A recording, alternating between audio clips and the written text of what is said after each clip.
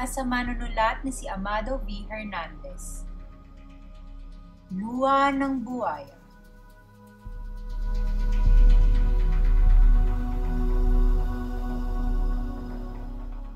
Siya si Bandong Cruz, panibagong prinsipal o punong guro ng isang paaralan sa Sampilong.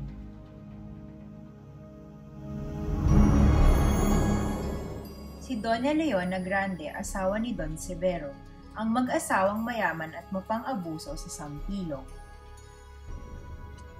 Ang Supremo, siya ang namuno sa korte. Nagsimula ang lahat sa bayan ng Sampilong ilang taon matapos ang pananakop ng mga Hapones. Kailangan na natin makuha ang bagong nayon.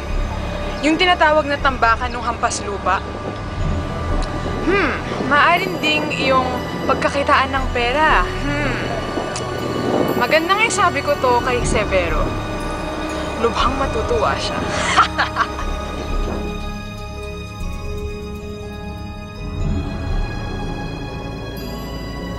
Sobra na talaga ang pamilyang Grande na yan.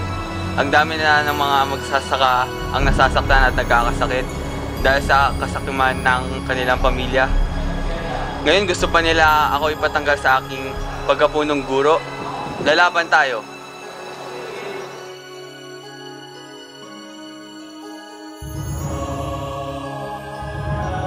Bibigyan kita ng pera.